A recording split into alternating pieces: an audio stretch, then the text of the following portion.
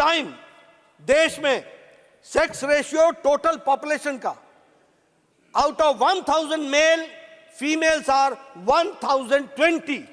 Female का sex ratio बढ़ गया। ये आज बेटी बचाओ बेटी पढ़ाओ का हम सबको ध्यान में आता है कि हम सबको उसका क्या फायदा मिला है। जहां तक स्वच्छ भारत का सवाल है, 11 साढ़े 11 करोड़ इज्जत घर बनाना, मैं यहां बोलना चाहता हूं, 50 साल से ज्यादा आप राज किया आपने। हम लोग भी जब नेशनल हाईवे पर जाया करते थे तो झुंड की झुंड महिलाएं अपने दैनिक नित्य क्रम के लिए हाईवे से गुजरती हुई हम देखते थे। हम देखते थे कि वो सूर्यास्त और सूर्योदय का इंतजार करती थी, क्योंकि उनको अपना दैनिक नित्य कर्म उससे पहले करना होता था। क्या क्या स्थिति थी और संख्या क्या थी? 12 करोड़। कभी सोचा नहीं था, कभी समझा नहीं था कि ये कैसी समस्या है। समझते भी कैसे? अगर सिल्वर स्पून से के साथ पैदा होते हैं, वो क्या जाने गरीब का दर्द, वो समझते हैं तो प्रधानमंत्री मोदी जी समझते हैं कि गरीब का दर्द क्या होता और गरीब बहन की तकलीफ क्या होती। आज 12 करोड़ बहनों को इज्जत घर दिया गया है। 12 करोड़ बहनें जब हम बोलते हैं तो 12 करोड़ चिल्ड्रन भी साथ में जुड़ते हैं, 12 करोड़ फैमिलीज भी साथ में जुड़ती हैं। किस तरीके का उनके साथ बर्ताव होता था, क्या क्या उसके साइड इफेक्ट, बैड इफेक्ट्स होते थे, वो सब हम सबको मालूम है। उनको इज्जत देने का काम प्रधानमंत्री मोदी जी ने किया और यूनाइटेड नेशंस ने भी उसको रिकॉग्नाइज किया और प्रधानमंत्री जी को उसके लिए सम्मानित किया। यह भी हमको ध्यान में रखना चाहिए। उसी तरीके से अगर हम प्रधानमंत्री आवास योजना की बात करें, आपको जानकर के खुशी होगी कि प्रधानमंत्री आवास योजना में हमारे 69% ओनरशिप जॉइंटली या इंडिविजुअली महिलाओं के पास है, महिलाओं को मिला। एलपीजी गैस कनेक्शन, मैं हिमाचल के गांव से आता हूं, मुझे मालूम नहीं कि आप लोगों ने गांव को कितना देखा होगा, लेकिन हमारे यहां गांव में बहनें सुबह 4 बजे उठती थी, जंगलों में जाती थी, पेड़ों पर चढ़ती थी, लकड़ी काटती थी, लकड़ी का बोझा लेकर के आती थी, सुबेरे उस लकड़ी को जलाती थी। और लकड़ी, कच्ची लकड़ी को जलाना कितना कठिन काम है और कितना धुआं निकलता है उसमें से, उसका अंदाजा लेना चाहिए। आंखों से पानी आ जाता था, फेफड़े खराब हो जाते थे। इस तरीके का जीवन जीती थी हमारी बहनें। आज एलपीजी गैस कनेक्शन के कारण, और एलपीजी गैस कनेक्शन की जब मैं बात करता हूं तो उसकी भी संख्या 9 करोड़ से ज्यादा है, यानी 9 करोड़ लोग, 9.58 करोड़ बहनें जिनको एलपीजी गैस का कनेक्शन दिया गया, और उसके माध्यम से उनको आज वो 5 मिनट के अंदर पतिदेव को भी चाय पिलाती हैं, घर को संभालती हैं, और उनका एम्पावरमेंट हुआ है, उनका सशक्तिकरण हुआ है। यह परिस्थिति आकर के खड़ी हुई है। अगर मैं बात करूं जल जीवन योजना के बारे में, मुझे याद है पहाड़ों में बहनें 2-2 किलोमीटर नीचे पहाड़ से उतरकर पानी लेने के लिए, एक घेला पानी लेने के लिए 2-2 घंटे लगाती थी। नीचे जाना, पानी लाना और फिर चढ़ाई चढ़ करके घर पहुंचना। यह परिस्थिति हमने देखी है। आज जल जीवन मिशन में 10 करोड़ घरों को और 68% हमारा पानी का कनेक्शन का कवरेज दिया जा रहा है। मुद्रा योजना 70% लोन्स उसमें सैंक्शन हुए।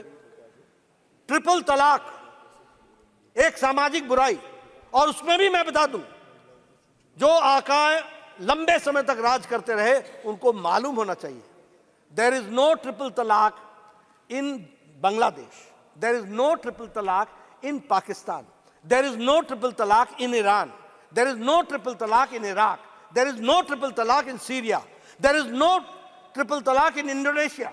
ये सब मुस्लिम और मुस्लिम डोमिनेटेड देश रहे, लेकिन हमारा भारत ट्रिपल तलाक चला हुआ था। सुप्रीम कोर्ट ने कह रखा था, उसके बावजूद भी क्यों?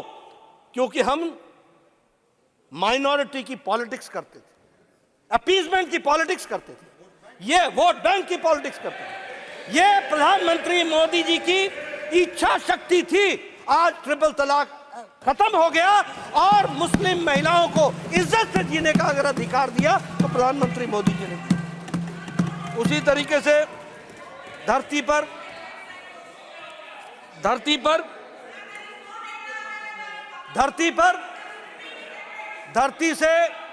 धरती से चंद्रयान को साउथ पोल पर लैंड करने वाले स्थान को भी प्रधानमंत्री मोदी जी ने शिव शक्ति के नाम से पहचाना। वहां भी शक्ति महिलाओं को जोड़ने का और उसकी बात को कहा गया है। मैं इसके साथ साथ यह भी बोलना चाहूंगा, टाइम में से बोल रहे हैं।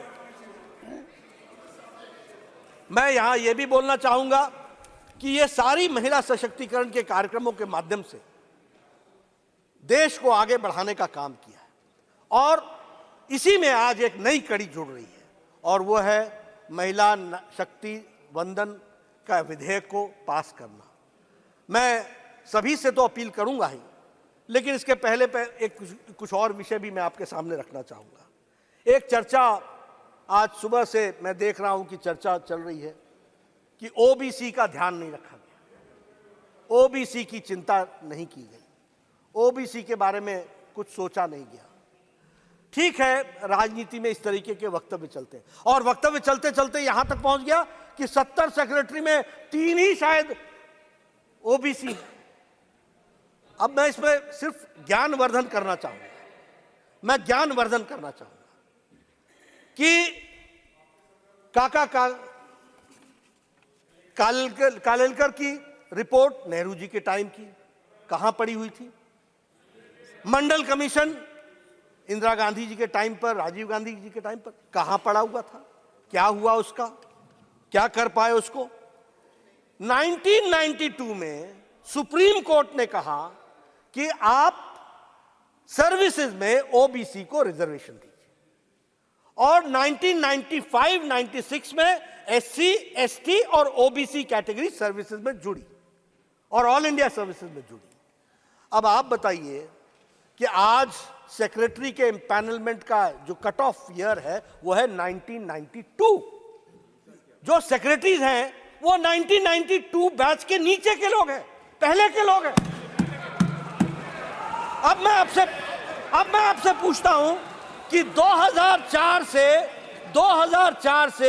2014 तक कितने सेक्रेटरी ओबीसी थे और कहां थे वो ओबीसी के सेक्रेटरी, किस क्राइटेरिया में थे? जरा हमको इसका ज्ञानवर्धन कीजिए।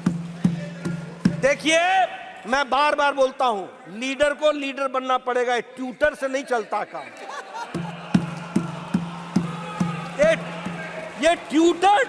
ये ट्यूटर्ड स्टेटमेंट से नहीं चलता है काम, और वह भी ट्यूटर अगर कोई लीडर हो तो भी समझ में आता है। ये एनजीओ को लेकर के आ जाते हो, जिन एनजीओ को जिनको आता न पता न सता, कोई चीज जानकारी नहीं, वो आपको समझाते हैं और आप बोल करके सोचो I was shocked and shattered and shocked. अरे भाई, शौक तो लगना ही था, जब पढ़ना ही नहीं पूरा तो शौक ही लगेगा और क्या होगा? ये परिस्थिति आकर के खड़ी होती है।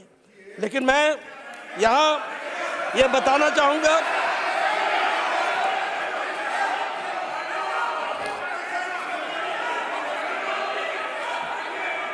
इस देश को